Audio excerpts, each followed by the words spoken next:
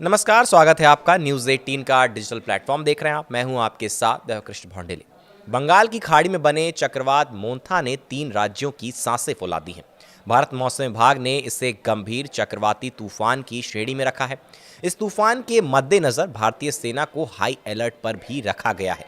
वहीं आंध्र प्रदेश के विशाखापट्टनम में कंट्रोल रूम स्थापित करने के साथ ही हेल्पलाइन नंबर भी जारी किए गए हैं। बंगाल की खाड़ी में बन रहे गहरे दबाव ने चक्रवाती तूफान मोंथा यानी कि साइक्लोन मोंथा का रूप ले लिया है। यह चक्रवाती तूफान और तीव्र होकर भारत के पूर्वी तट से टकरा सकता है। इस दौरान 90 से 110 किलोमीटर प्रति घंटे की रफ्तार से हवाएं चल सकती हैं और कई जिलों में बेहद भारी वर्षा हो सकती है। आईएमडी के अनुसार यह तूफान फिलहाल दक्षिण पूर्व बंगाल की खाड़ी में केंद्रित है और लगातार पश्चिम की ओर बढ़ रहा है।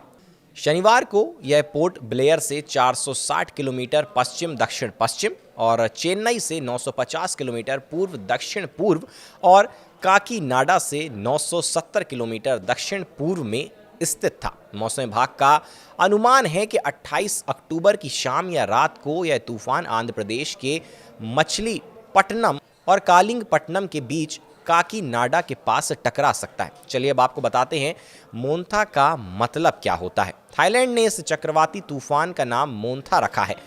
थाई भाषा में इसका अर्थ सुगंधित या सुंदर फूल होता है। भारतीय मौसम विभाग आईएमडी ने इसे सीवियर साइक्लोनिक स्टॉर्म यानी गंभीर चक्रवाती तूफान की श्रेणी में रखा है। आईएमडी के वैज्ञानिक एस करुणासागर ने बताया कि 26 अक्टूबर से आंध्र तट के पास 45 से 55 किलोमीटर प्रति घंटे की हवाएं चलने लगेंगी और जो धीरे धीरे 90 से 110 किलोमीटर प्रति घंटा तक पहुंच सकती हैं। इसके असर को देखते हुए आंध्र प्रदेश, उड़ीसा और तमिलनाडु में प्रशासन ने हाई अलर्ट घोषित कर दिया है।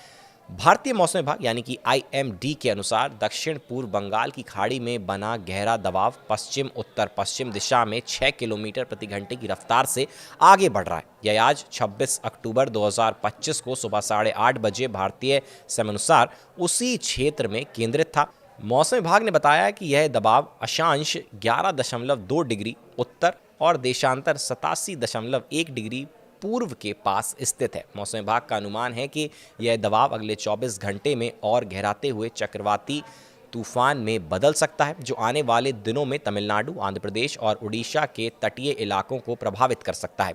इस चक्रवाती तूफान के कारण तमिलनाडु के कई हिस्सों में भारी बारिश की आशंका है।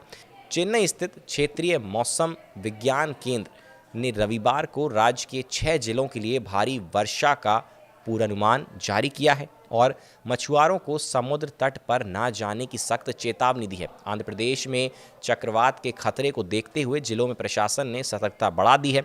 सभी जिलों में कंट्रोल रूम बनाए गए हैं और अधिकारियों और चौकसी बरतने के उनको निर्देश भी दिए गए। विशाखापट्टनम कलेक्ट्रेट में कंट्रोल रूम स्थापित किए गए जहां लोग चक्रवात से जुड़ी किसी भी समस्या के लिए मदद ले सकते हैं। इसके लिए हेल्पलाइन नंबर 089125900102 और 089125900100 जारी किए गए हैं। विशाखापट्टनम के कलेक्टर एम.एन. हरेंद्र प्रसाद ने कहा कि स्टाफ शिफ्ट के आधार पर 24 घंटे उपलब्ध रहेगा।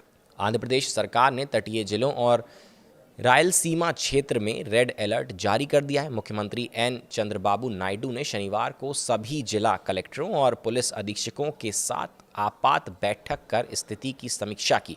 उन्होंने निर्देश दिया है कि आवश्यक सेवाओं में किसी भी तरह की रुकावट नहीं आनी चाहिए और ज़रूरत पड़ने पर स्कूल कॉलेजों में छुट्टियां घोषित की जाएं। उड़ीसा सरकार ने भी अपनी आपदा प्रबंधन प्रणाली को सक्रिय कर दिया है। राज्य के 16 जिलों पर तूफान का प्रभाव पड़ने की आशंका है।